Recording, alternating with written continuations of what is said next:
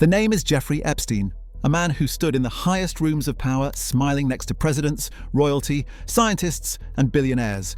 A man who had everything: money, charm, intelligence, and an address book packed with the world's elite. But behind that polished mask lay a secret life filled with manipulation, abuse, and corruption.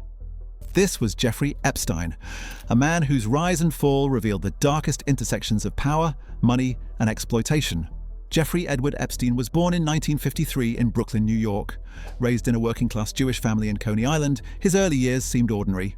He was intelligent and curious, but never completed a college degree. Still, he managed to land a teaching position at the elite Dalton School in Manhattan, despite lacking formal credentials. It was here that Epstein started rubbing shoulders with the children of some of New York's wealthiest families, paving the way for his entry into the world of the rich and powerful. One such connection led him to a job at Bear Stearns, an investment bank where his charm and apparent financial savvy helped him climb quickly. His tenure at Bear Stearns ended under suspicious circumstances, but he emerged unscathed and went on to found his own financial firm. He claimed to manage the fortunes of billionaires, yet the exact nature of his business dealings remained cloaked in secrecy.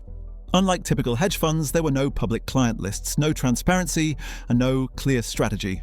Some speculate that his wealth and influence were tied more to blackmail and coercion than to investment genius. This aura of mystery only added to his power and influence among the elite. By the early 2000s, Epstein had embedded himself in the highest tiers of society. He surrounded himself with powerful friends like Bill Clinton, Donald Trump, Prince Andrew, Bill Gates, and Leslie Wexner, the billionaire behind Victoria's Secret.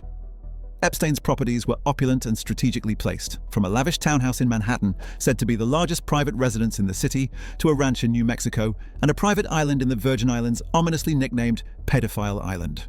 These estates weren't just showcases of wealth, they were stages for something much darker. Epstein orchestrated a widespread trafficking operation in which he and others sexually exploited underage girls, often under the guise of massages, modeling opportunities, or financial assistance. Many victims were economically vulnerable, manipulated into silence or compliance. Ghislaine Maxwell, a British socialite and Epstein's close confidant, played a pivotal role in this operation. She groomed and recruited girls, many of whom have since testified to her involvement in the abuse. In 2005, the house of cards began to wobble. A parent in Palm Beach, Florida, reported to police that her 14-year-old daughter had been molested by Epstein. She's 14 years old. Like, what the hell do you know? Local law enforcement launched an investigation, uncovering a horrifying pattern. Multiple girls came forward with similar stories. The evidence was damning. Yet Epstein was able to avoid serious consequences thanks to a highly controversial non-prosecution agreement brokered by U.S. Attorney Alexander Acosta. In 2008, Epstein pleaded guilty to minor state charges of solicitation and served just 13 months in a cushy county jail, with 6-day-a-week work release privileges. The federal deal not only shielded Epstein, but also protected any unnamed co-conspirators.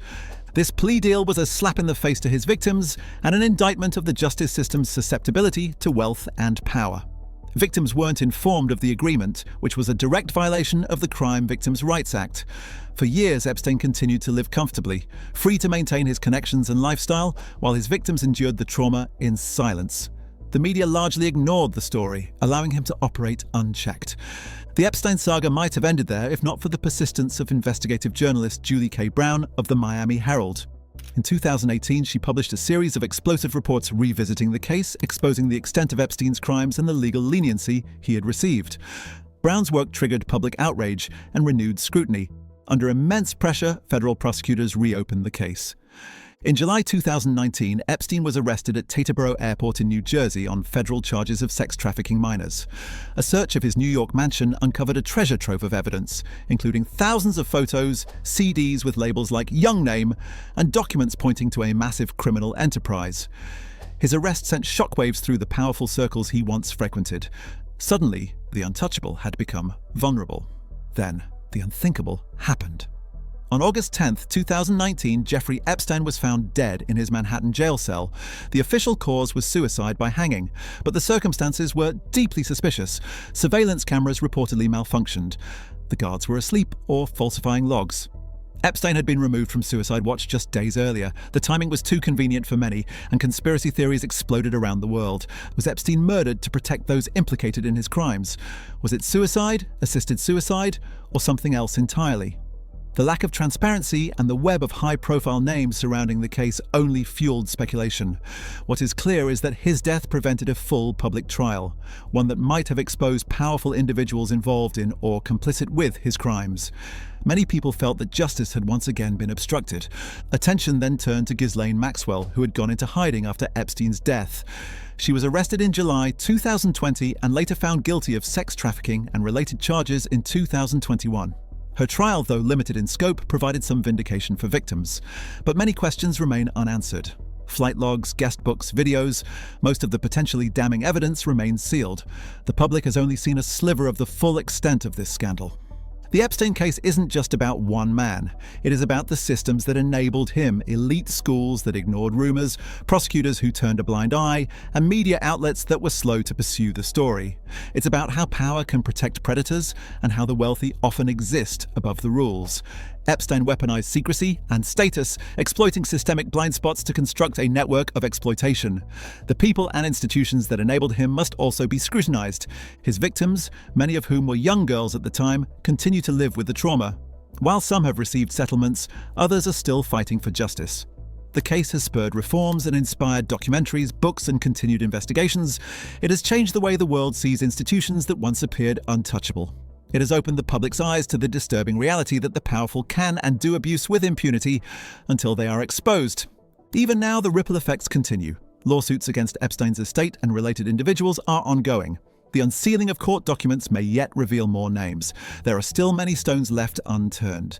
High-profile individuals are still nervously watching as more information is slowly brought to light. The story of Jeffrey Epstein forces us to confront uncomfortable truths about privilege, about silence, and about justice. It reminds us that evil can wear a tailored suit, throw glamorous parties, and shake hands with presidents.